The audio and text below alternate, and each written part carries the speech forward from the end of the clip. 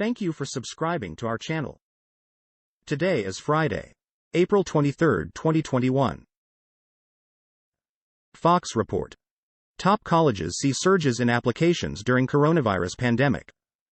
Many kids grow up dreaming of attending a prestigious university, and John David Gorman was no exception. Now a senior in high school, the Maryland native needs to decide where to study public and international relations. This difficult choice has him weighing some of the top schools in the country, including Stanford University. On May 1, high schoolers around the country will begin to declare their commitments.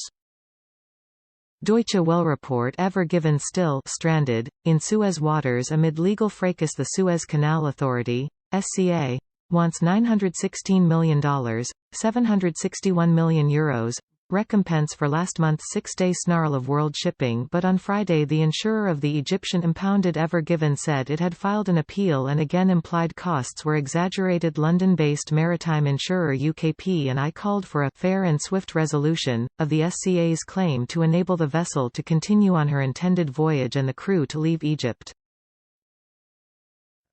Deutsche Welle report. Transgender activist Caitlyn Jenner to run for California governor.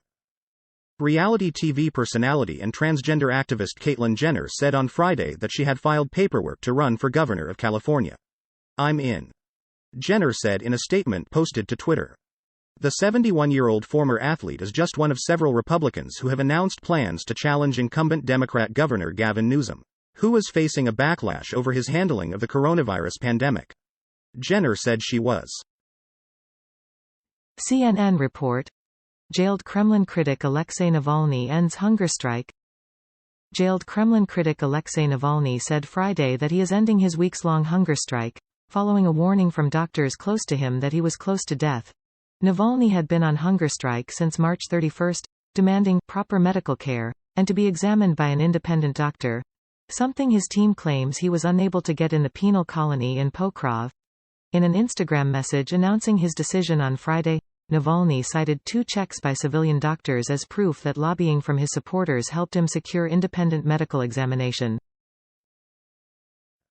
BBC report. Ghislaine Maxwell makes first U.S. court appearance. She attended the New York court in person on Friday for arraignment on new charges against her filed last month. Ms. Maxwell pleaded not guilty to the new counts. The socialite is accused of helping convicted pedophile Jeffrey Epstein recruit, groom and sexually abuse girls. Ms. Maxwell, the daughter of media mogul Robert Maxwell, was in a relationship with Epstein in the 1990s.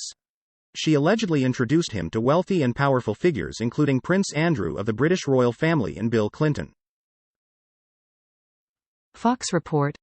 NYC dad who pulled daughter from elite school over anti-racist teachings has advice for parents.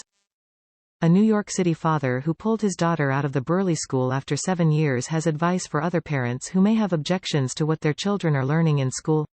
Andrew Gutman has faced an onslaught of media attention in recent days since sending former New York Times editor Bari Weiss a scathing letter addressed to Burley parents, saying the $54,000 a year institution's obsession with race must stop, and criticizing its anti-racism initiatives as divisive. CNN report. Anti-terrorism probe launched after French police officer killed in knife attack. An anti-terrorism investigation has been launched in France after a female police officer was killed in a knife attack at a police station in a Paris suburb. Police on the scene quickly intervened and killed the attacker.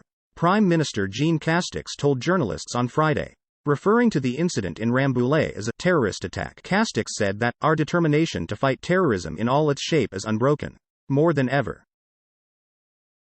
Al Jazeera report. Sudan threatens legal action if Ethiopia dam filled without deal. A Sudanese minister has warned that his country could take legal action against Ethiopia if the latter goes ahead with plans to fill a mega dam on the Blue Nile without first reaching a deal with Khartoum and Cairo. In a series of Twitter posts on Friday, Sudan's irrigation minister Yasser Abbas also said Ethiopia had objected to an invitation for a 3-way summit to discuss stalled negotiations over the Grand Ethiopian Renaissance Dam, GERD.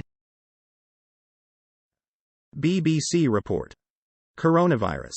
Japan declares virus emergency in Tokyo as Olympics near. The government said the state of emergency, set to last for about 2 weeks, would be short and powerful. Under the measures, bars will be required to close and big sporting events will be held without spectators. The government has insisted that the Olympics will go ahead in July. Prime Minister Yoshihide Suga announced the measures on Friday, saying they would begin on Sunday and remain in place until the 11th of May. Al Jazeera report: Caribbean refinery emits flammable toxic gas. A noxious, gaseous smell coming from St. Croix's recently reopened refinery that caused schools to close was caused by excess emissions of hydrogen sulfide, U.S. Virgin Islands officials said on Friday. The Department of Planning and Natural Resources, DPNR, is advising people with respiratory ailments such as allergies, lung disease and asthma to consider taking protective action such as staying indoors or relocating to less affected areas. CNN report: Bernie Sanders. How to raise trillions without hiking taxes and working Americans. Bernie Sanders, an independent, is a United States Senator from Vermont. The opinions expressed in this commentary are his own. We need to fund infrastructure projects and build affordable housing while transitioning our energy system away from fossil fuels toward energy efficiency and renewable energy. We also need to guarantee healthcare to Americans as a human right, while also expanding Social Security to ensure that 20% of our senior citizens are no longer forced to survive on an income of less than $14,352 a year. Al Jazeera report: Biden tells Erdogan he plans to recognize Armenian genocide. United States President Joe Biden told Turkish President Recep Tayyip Erdogan that he plans to recognize the mass killing of Armenians in the Ottoman Empire during World War I as an act of genocide.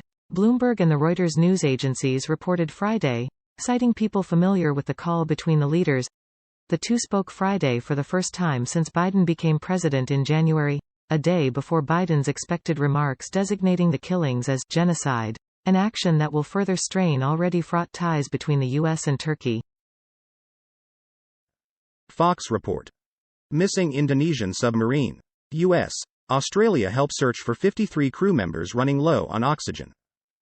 Indonesia's Navy has stepped up efforts to locate a missing submarine, enlisting the U.S. and Australia's help as the 53 crew members aboard the vessel survive on less than a day's worth of oxygen. The KRI Nanggala 402 went missing after its last reported dive Wednesday while participating in training off the coast of Bali. Navy officials worry the vessel has dived too deep to reach or recover in time. Deutsche Welle report: Coronavirus. EMA gives AstraZeneca vaccine renewed backing. The European Medicines Agency, EMA, said Friday that a review of AstraZeneca's coronavirus vaccine found its benefits still outweighed the risks for adults of all age groups, despite possible links to blood clots. In new guidance, the drug regulator also said that people who had received a first dose of the vaccine should get the second one too. The agency added, however, that it wasn't known whether the risk of clotting after a second dose would change compared to after the first. CNN report: No, the new iMac isn't ugly. The design and colors are a breath of fresh air. When Apple unveiled its colorful new iMac line at a virtual product launch earlier this week, reactions were divided. They're beautiful. They're ugly. What is with that, Chin? The event was one of the most exciting product launches from any tech company in a while. Apple, AAPL, introduced an entirely new product, its AirTag location trackers, updated iPads, a revamped Apple TV, and the biggest design change to the iMac in years. Fox report: Coronavirus on Mount Everest. Norwegian climber is first to test positive. The coronavirus has conquered the world's highest mountain. A Norwegian climber became the first to be tested for COVID-19 in Mount Everest Base Camp and was flown by helicopter to Kathmandu, where he was hospitalized. Erland Ness told the Associated Press in a message Friday that he tested positive on April 15. He said another test on Thursday was negative and he was now staying with a local family in Nepal. BBC report: Putin opponent Navalny ends hunger strike in Russian jail. Hours earlier, his private doctors had appealed to him to take food to preserve his life and health. Navalny began refusing food on the 31st of March to demand better medical care. The process would be gradual, he added. His doctors had warned at the weekend he could die at any minute. Navalny has complained of numbness and back pain and said he had not been given proper treatment by prison doctors. President Vladimir Putin's foremost critic. He was detained as soon as he returned to Russia in January, after receiving treatment in Berlin for a nerve gas attack in Siberia that left him in coma and fighting for his life. Thank you for watching 5 p.m. recap. To be notified, you can subscribe our channel and activate the bell.